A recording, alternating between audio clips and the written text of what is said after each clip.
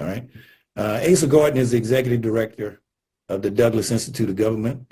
He's a research historian and consultant curator for the African American Civil War Memorial Museum. He also serves as Secretary General of the Sons and Daughters of the United States Colored Troops. The organization is chartered by the African American Civil War Memorial Freedom Foundation to augment the foundation's mission to use the national monument, the spirit of freedom, to honor the historical legacy of those who served in the United States Colored Troops during the American Civil War.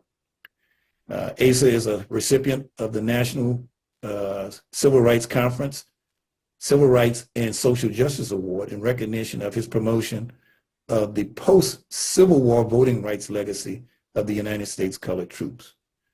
Gordon's social activism spans from civil actions in regard to democratizing the Electoral College, to constitutional penalty for voter disenfranchisement, to the 14th Amendment right to vote provision, to addressing neo-Confederate culture in American politics. He is a chair of the DC Statehood Green Party Electoral College Task Force. A retired NASA astrodynamicist, Gordon is published in international scientific journals and is referenced in Ivan Van Sertima's Blacks in Science, Ancient and Modern. His research has been employed by private industry, both domestic and abroad, for tracking satellites in space, and he served 2 terms as president of the Goddard Engineers, Scientists, and Technicians Association.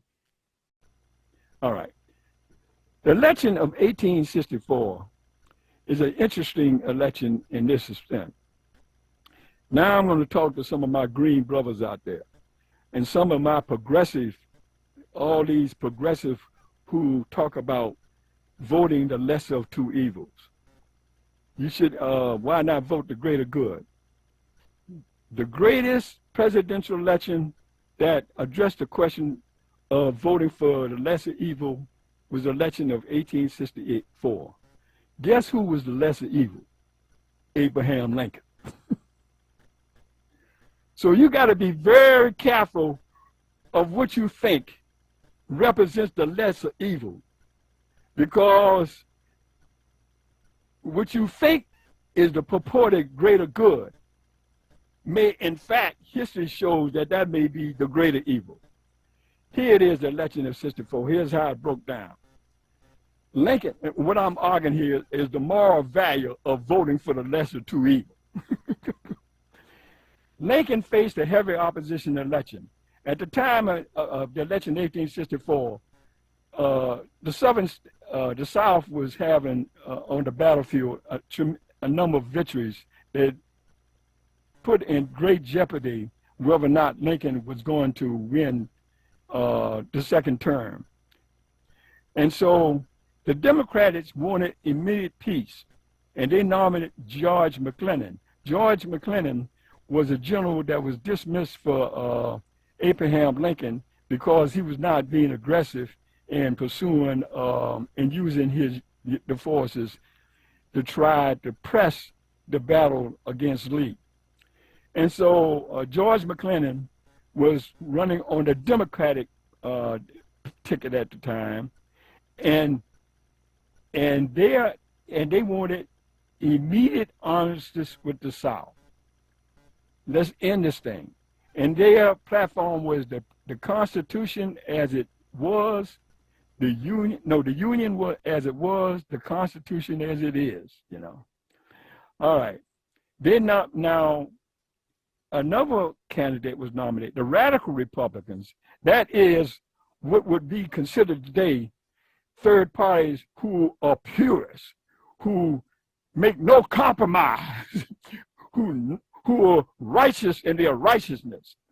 They had a candidate like that in the election of 18. His name was John Fremont.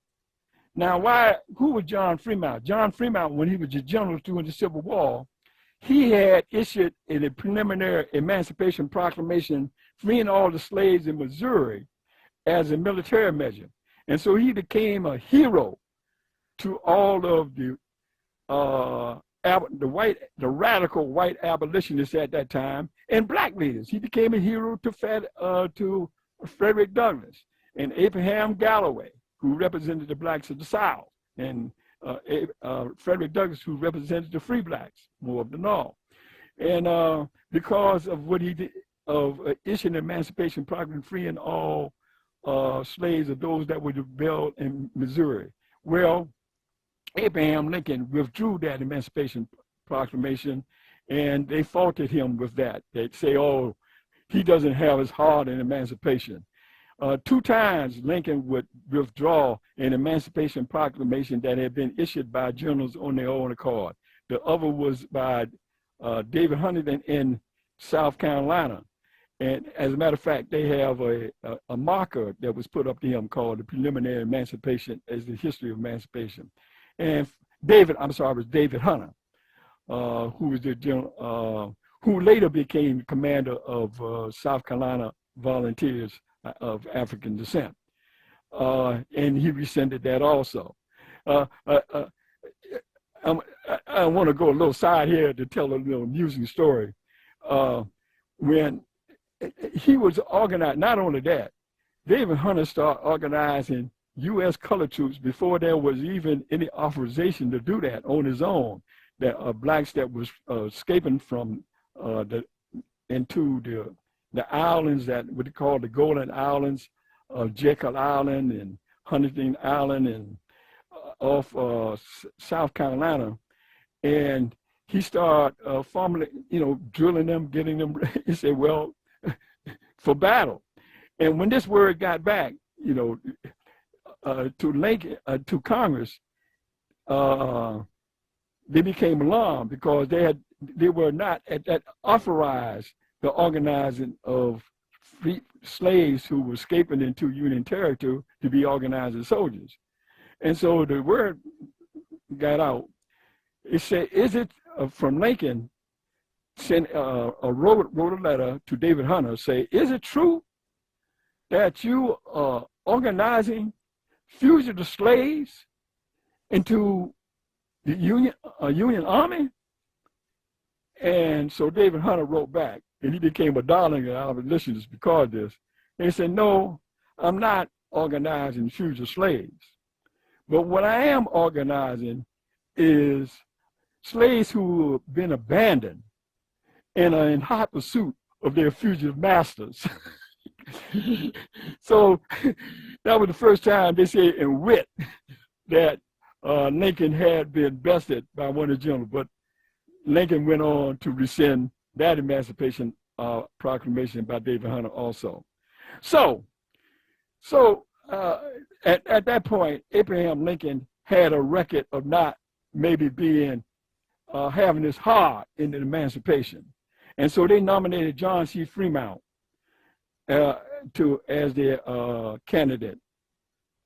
Now, Andrew Johnson was chosen as Lincoln's running mate on a pro-union, he was a pro-union Democrat, and Lincoln was pessimistic about his chances. So those were the three, right? There was Lincoln, there was McClellan, who were willing to compromise with the Southern states, and there was Fremont, the third party, uncompromising radical. Now, I want you to understand what their platform.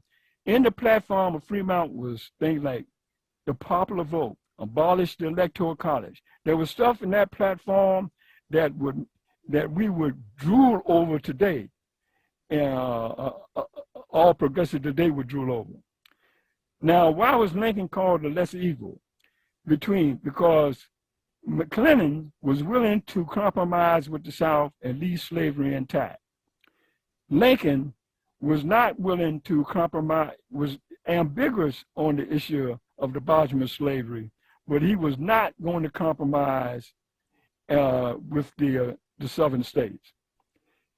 Unlike progressives of the day of third parties, when the Fremont realized that he may be the spoiler in this election and allowed the Confederate to win because of the split of the northern states, unlike any progressive today, he withdrew. That won't happen in the Green Party. That won't happen by Cornel West. And that ain't going to happen by just time. Because they do not have the pragmatic understanding or the historical understanding of the mythology of the lesser two evils. Now, who won this election? The lesser of two evils, Abraham Lincoln, which led to the abolishment of slavery. That lesser of two evil candidate was the candidate that organized the largest army of African descent to fight for freedom in the history of this world. That lesser evil candidate is responsible for the union we take pride of today. Only because Fremont, who was the darling of the purists of no compromise purists of the days, had the sense to realize the pragmatism of withdrawing and the quote, lesser evil Lincoln win. Now, Abraham Lincoln, this lesser evil candidate, to show the instincts that he had, what would be required to put this union together in the future, was revealed in a secret letter that he wrote to the governor of Louisiana. At that time, Louisiana had been occupied by the Union Army long before, the end of the Civil War. And so they were established, they started using Louisiana as a precursor of what policies they would have to put in order to secure the Union when the Civil War was over. It was like a rehearsal for Reconstruction. And here, this is a letter in his own handwriting of Abraham Lincoln to on March the 13th, 1864. Michael Hand, my dear sir, that was the governor that was running for the governor of Louisiana. I congratulate you on having fixed your name in history as the first free state governor of Louisiana. Now you are about to have a convention in which, among other things, will probably define the franchise. I barely suggest, for your private consideration, whether some of the colored people may not be let in. As for instance, the very intelligent, and especially those who haven't fought gallantly in our ranks. I love this sentence. They would probably help in some trying time to come to keep the jewel of liberty within the family of freedom. Abraham Lincoln, in that letter in 1864, was prophesizing that the black vote in some time to come will keep the jewel of liberty within the family of freedom.